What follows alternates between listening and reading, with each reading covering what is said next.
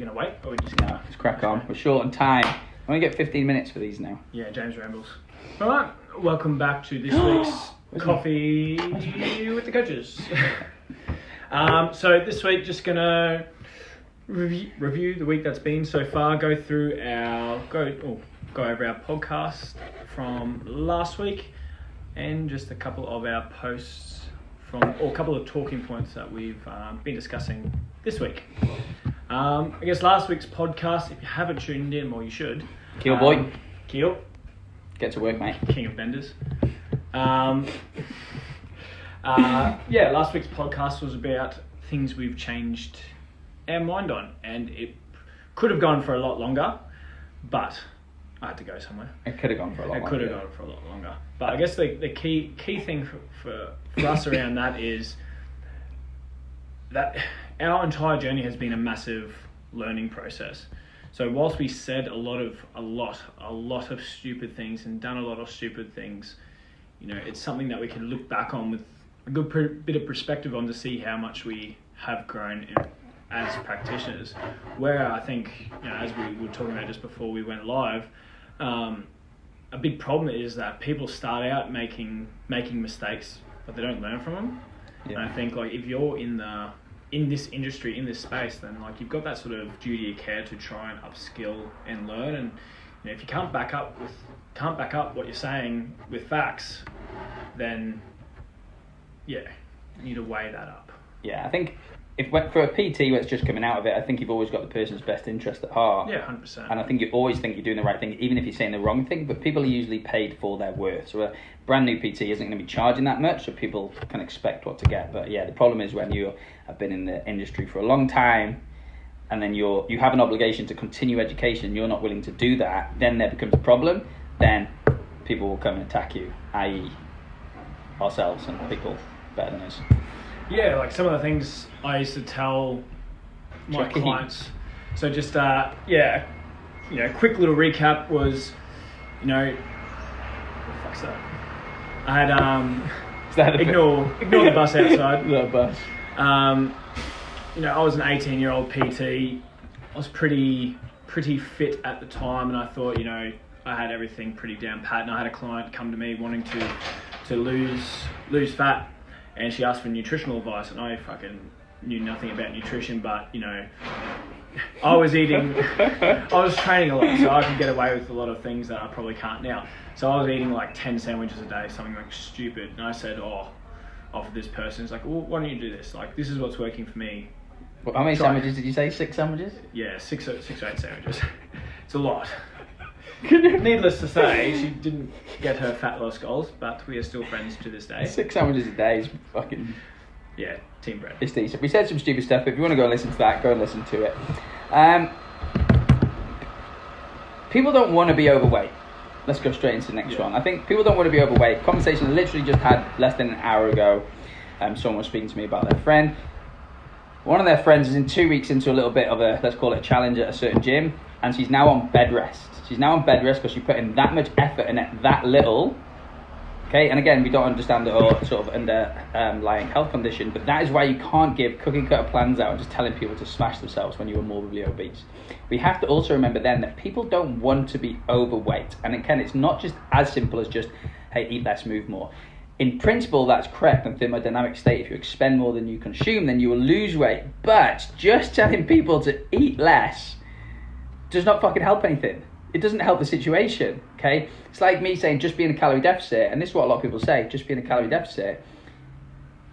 You're not going into the crux of the problem. People aren't choosing to be fat. People go, oh, I love it here. I love being out of shape. I really want to be here, right? That's like me giving you my house address in Wales and just saying go and find it, but not giving you any map, not giving you any structure in order to get there, just saying there it is. And that's why a calorie deficit can't just be as simplified as just eat less and just move more. Yeah, 100%. Like it is. Yes, Chucky. It is. Like in theory, it is that simple, and that's why you see that message come out a lot. But it's bigger than that. Like there's so many lifestyle factors that go into people's lives that get them to where they are. Like we are the result of our habits, and just to say to someone, hey, yeah, eat less, move more. It's like, well, I've never done that before. I don't know how to do that. Yeah, just eat better. They don't have that identity of someone who is health conscious just yet, which is why, again, these challenge plans that people are encouraged to massively reduce their calorie intake and then just train as much as they can. Yeah, doesn't end well. No, and then you're putting all your self-worth on just your weight, your loss. Yeah. Do you know what I mean? And self-worth can't just be put there. You want to speak about mindful eating? Yeah, and that's sort of like, I wrote a post yesterday around like, eating mindfully, like current sort of diet culture or how we eat, everything tends to be in a bit of a rush. We always tend to be distracted with what we're doing. Like, if you haven't tried this before, I strongly advise it because it can very much change the way how you eat. But it's pretty much eating mindfully is around just being, again, like mindfulness as a whole is just around being more present. So for mindful eating, it's about just slowing down. Don't eat with distractions. So get off your phone. Obviously, still, like if you're eating with your friends and family, have those discussions around the table. Fully encourage that. But it's about like pausing between bites, chewing your food a little bit more, like actually appreciating the taste of certain things. And this is where it comes down to like nutrient dense foods and high energy foods. The more like high energy something is, like more of those like highly processed foods, the more you actually chew on those foods, the worse they actually taste. They only taste good for about one bite and then you generally get distracted and you need to have another bite. Whereas like with more nutrient dense foods, the flavors last a lot longer, it's more enjoyable, and if we can have that little bit of pause in between our bites as well, it helps us realize like when we're actually full. It takes our body a little bit of time to catch up when we're eating, and if we can take that little bit more time to eat, we feel fuller faster and we're less likely to overeat. And it's also better for like from a digestion point of view, when you chill out and relax and enjoy your food, things are going to be digested a lot better, which is probably like something that not a lot of people consider. Yeah. But yeah, if you do have like, some IBS type symptoms, like slowing down with your meals and eating slowly and mindfully can be something that can assist with that. Yeah, I think you'll always overconsume in social settings. Okay, because again, you're not thinking about your food. Like a lot of humans don't understand when they're hungry, or especially don't understand when they're full anymore, because they're just not mindful about the situation. And Sean said about sort of nutrient-dense food. Again, I think that comes down to like a palate change as well. If you're constantly changing your palate and you're constantly just having sort of more highly processed foods, constantly, it's fine now and again when you're going out, but if you stick to more nutrient-dense, then you're going to understand when you're full a little bit more. If you're constantly changing your palate and adding new flavours to it, your brain just starts going, Jesus Christ, this is new. And it's called sensory-specific satiety. And this is when you change the palate. So I think the research was done on chips and brownies. So say if I had like loads of chips, hot chips, and then I was like, oh, I'm full, but now I put like tomato sauce with it, I could bang it again. And that's why people have that dessert belly, right?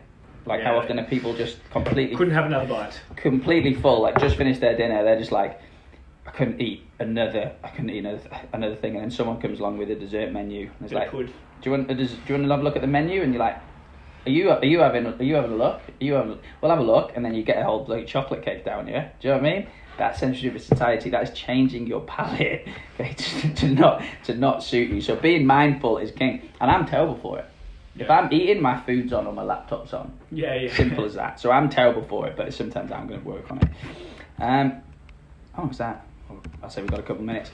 I think we're just a bit more business related now. Okay, so sort of thing like understanding your why. So Simon Sinek says people don't buy what you do, they buy why you do it. And then I think it was Lockie in Sydney. Remember he challenged us? Like he asked you what business do you do, and we told him what business was, and he's like, is that what you say it is, or is that what your members say it is? And I was like, what are you talking about? My business is what I say it is, but it's not. Your business isn't what you say it is, it's what people say that it is. So just going to come up to a why, and these are why we created this podcast, and we've created an establishment where, you know, we are for anyone, but we're not for everyone, and this is why we want to do these coffees and coaches, because we want to be the place where everything eventually just makes sense. So where you become unstuck, where things are simplified.